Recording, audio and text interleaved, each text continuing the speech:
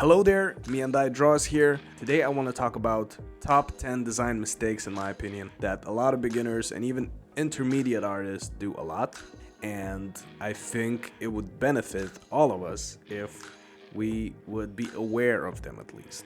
As a beginner artist, it really feels overwhelming to even think about design because you have to learn perspective, you have to learn construction, you have to learn color, you have to learn lighting and put design over the top, and it becomes really an uphill battle. But if you take a little bit more long-term perspective to your learning process, I think it would be really beneficial to start raising that awareness of design early and avoid these. At first, it may feel very uncomfortable learning all these, but if you just do it step by step and start to memorize these things, it will become a part of your intuition later, and you will be able to be more efficient with your designs and make them more appealing, of course. But also, I want to give a disclaimer basically.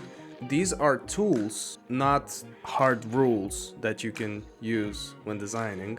If you want, for example, to make a very awkward and creepy looking design, then these rules would probably not make a awkward and creepy and uncanny looking design. So you could specifically avoid these rules in these situations and they wouldn't be mistakes. But if you are aware of them and if you're designing with an intent, it becomes way more powerful. So yeah, don't take these as like big rules, but just as tools that you can use in your tool belt. The more tools you have in your tool belt, the better. And also, I just want to thank so many people who subscribed recently. The video of my sketchbook part 2 has really popped off. I think it's because Uncomfortable from Drawbox actually shared the video in like the first hour of releasing that video. So I really want to specifically thank him. Thank you so much, man. I really appreciate it, and yeah, to all new subscribers, welcome. Enjoy the videos. I'm gonna start uploading every week now, and yeah, let's jump into the 10 design mistakes to avoid. Design mistake number 1 is tangents. Avoid these like plague because they make your designs really awkward feeling and weird, unless you want that. But if you actually want that, be aware of these situations. Now, what is a tangent? Tangent is basically when two objects touch each other in a very awkward, indecisive way. It feels obviously very indecisive and very unclear, and usually you want to be clear and confident and decisive, so you want to avoid that. Instead, move one object inside and overlap the other object, or move it further away so it reads clearly. This will have a way better read and will read more confidently, clearly, decisive. It's more appealing. Design mistake number 2. Too many same size shapes. It basically lacks big, medium, small. And big, medium, small, god damn it, I tell myself all the time that I need to do it and I forget about it, but it can be used everywhere. And this one took a lot of time for me to really get, and I still think I'm still struggling with it a lot. Whenever I join Artwad Teaching Tuesdays, I usually get the same feedback. It lacks big, medium, small. Either it's in big proportions or either it's in the tertiary details. It still applies everywhere. It affects character designs, it affects prop designs, it affects environments, it affects set designs, it affects illustration, it affects all the drawings, it affects not even drawings, it affects interior design, it affects everything, it affects buildings, it affects everything you see. And with big, medium, small, you can make it more appealing. It's just the rule of having one big object, then having like a few medium ones and having some small objects to add the variation. It just looks appealing to the eye. It feels natural. So try to use that in your drawings. In a character, for example, try having a piece of his body be the most big part. Usually it's the torso, but it also can be legs. It can even be head if it's like a really big head, Then have some medium shapes, and then have some tertiary small shapes as well. So it affects everything. I can keep going, but big, medium, small is really important to learn. So yeah, at least if that's your first time hearing about the big, medium, small, or large, medium, small, or whatever the people call that rule, try to at least be aware of it, and slowly, with raised awareness, try to incorporate that into your drawings, into your designs, and yeah. Design mistake number 3, your drawing or design is too symmetrical. Symmetry feels very static. It feels very boring, and it lacks movement, it lacks gesture, it lacks life, basically. Try introducing asymmetry to everything you draw, and it will add a little bit more life, it will add gesture to it. If you're drawing a character, try to raise one hand, for example, and have the other hand in another place, not just like having both of the hands in the same place, If you're drawing a sci-fi box, for example, a prop, don't put all the details in the middle or the same amount of details on both sides. Try to vary it up a little bit. In this case, that's where the rule of thirds come in, Try to put 30% of the details on one side and 70% of the space, try to use it as a breathing space, Don't add a lot of details in there. If you're drawing an environment, don't put everything into the middle. Don't put everything on both sides and have an equal order of symmetry in there. Now, sometimes symmetry can be really cool, actually. Take a look at Wes Anderson movies or Stanley Kubrick. It definitely has a place in the design. It definitely has a good, cool look. But if you want to use it with an intention and know what it's doing. Design mistake number 4. No shape design in mind. Now, shape design can be used to convey a certain emotion with a certain shape. So for example, a circle has a more cute, more friendly, more cozy look. A triangle is more evil, more dangerous. A square is more strong, more stoic, more capable, more stable. Now you can join these different shapes together to create a more complex variations that convey a more complex set of emotions as well. But having these shape patterns repeat in your design multiple times will create a more cohesive look. So I would look at shape design as an amplifier, as a way to exaggerate and create even more strong story or the idea that you, or the emotion that you want to portray through your drawing, through anything, Design mistake number 5, and this is a big one. No contrast. Now, lack of contrast is what is gonna make your image look and feel bland and boring. Contrast is a huge subject, and it can be achieved in so many ways. It can be achieved through values, it can be achieved through color, it can be achieved through shape, sizes, it can be achieved through lack of detail and lots of detail. And I think the contrast is the single most important thing that will add that wow effect to your illustration, to your design, to your drawing, or whatever. Design mistake number 6. Your design lacks gesture. And I'm not only talking about characters, I'm actually talking about most of the stuff that you draw. You can actually draw a rock with a gesture if you want to. You can actually draw an environment with a lot of gesture and movement. But yeah, having no gesture, it lacks movement and it lacks life. To add gesture, you want to add rhythms to anything you draw, especially when it comes to characters, of course.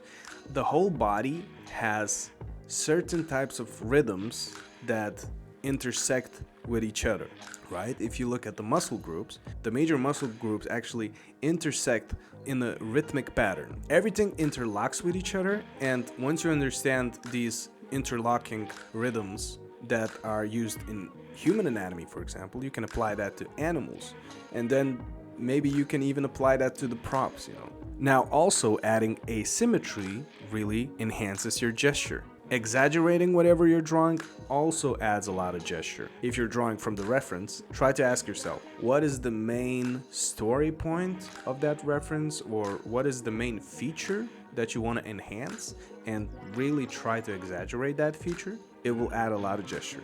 And also try to start with a line of action and know where the movement is going to. Where is going from and where is going to. Yeah, line of action can really help as well with the gesture. Design mistake number 7, too many random themes in one particular design. Now, I've done this so many times and I still am a little guilty of it again. None of these mistakes I am very perfect at. I still do them, I still make mistakes, and I wouldn't say that I'm the best designer. What I'm trying to say is I'm still learning, and I'm just sharing this knowledge to make some of the people more aware of these mistakes, because I wasn't. So yeah, I've done this many times. I look at one reference, then add another reference, then add another one, and repeat that same pattern 10 times, and all of a sudden you have this amalgamation of different references in your design, and instead of saying something, it says nothing because it tries to say everything at the same time. So instead, try to limit your reference. Maybe have like a limit of 10. Of course, if you need more, if you are lacking some functional information, of course look it up.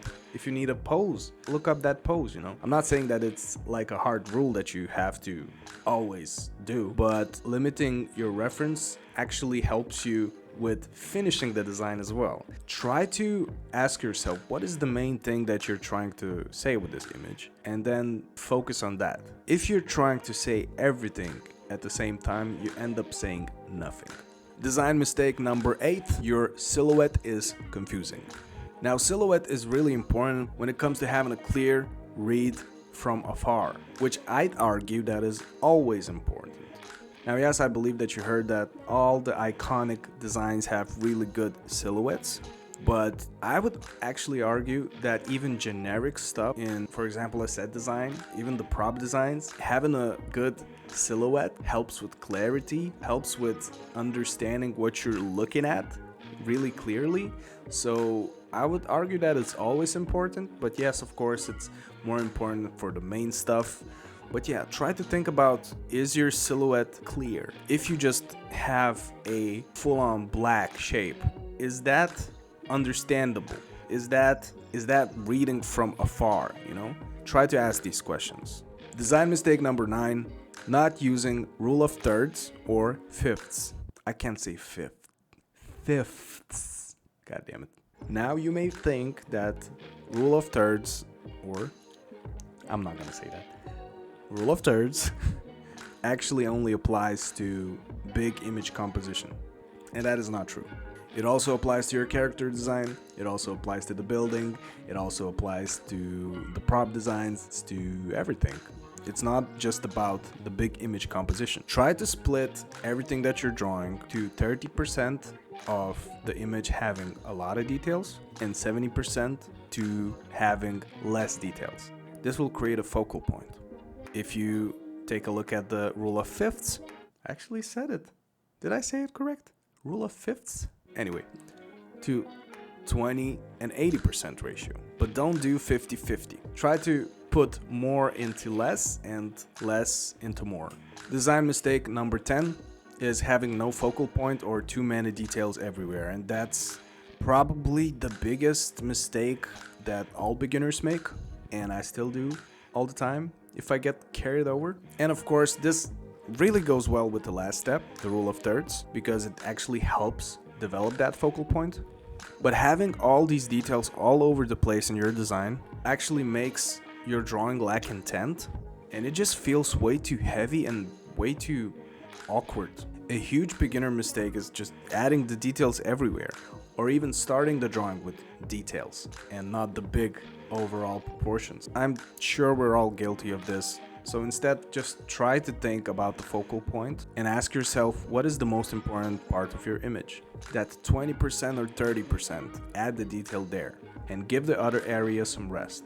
And I want to actually add a bonus design mistake point that I actually thought about just when recording this video and not reading the script that I wrote for this video. It's just simplifying, trying to learn how to simplify especially when it comes to for example, shadow mapping, when it comes to having a simple terminator in your drawing, it really helps. If you take a look, for example, I remember people speaking about the early Frank Frazetta work and how he didn't understand the way he can simplify his shadow shapes in the early work, and after later he started to intuitively, or however he did it, he started to simplify these shadow shapes, the Terminator shapes, into a more readable and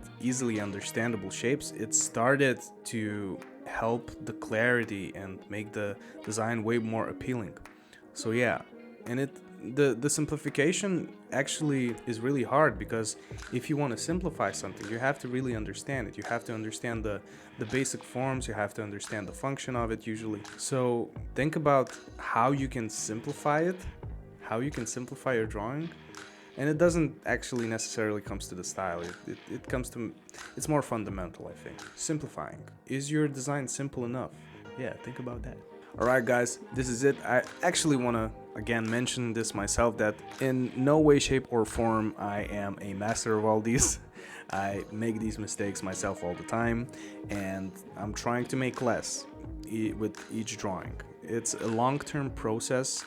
It's something that you will work for the rest of your life if you're really dedicated, if you like drawing. And in no way, shape or form try to beat yourself for it that you make these mistakes.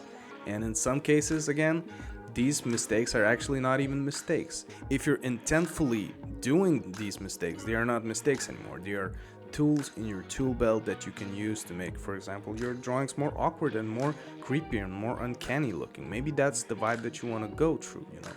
So yeah, these are not rules that everyone must use. These are just principles and tools that you can use and add to your tool belt, and whenever you want to use that tool, you take it from your tool belt and you use it, and you do it intentfully, and that's how you grow as an artist, in my opinion. Now, I actually want to give you some homework for the first time of my life in a video. If you want to improve at this, if you feel that you need to improve at this, try to take one of your images and go through the list one by one and try to see and analyze how you could improve this. Write down the mistakes that you did and how you can do it better later. Now, you can try to apply them to the same image or use it on another drawing in the future. It is completely up to you. Doing this will increase your awareness for these things so much. And actually, if you want, I can do another video where I self-critique my own design and go through all these mistakes and see how I can improve it, and maybe make another more improved version and see how it goes. So comment down below if you would like to see that. And if you actually do the homework, please just DM me on Instagram. I will definitely take a look, and I would love to see how it went and maybe give you some feedback if you need it. So again, thank you so much for watching through the end. If you actually watched it through the end, comment down below with a comment big, medium, small. Add it to your comment so I know that you actually watched it through the end. Now, I am also a musician. You can listen to my music on Spotify, on YouTube. Take a listen. I have a few music videos. I'm planning to release music pretty soon in the future. And yeah, take a listen. And most importantly, subscribe to the channel. There are a lot of videos. Check out the sketchbook series. Check out my Drawbox experience video. I am planning to do a lot of videos in the future. And yeah, I'm gonna try to produce the videos weekly now. So yeah, stay tuned for that. All right, thank you so much. Have a nice one.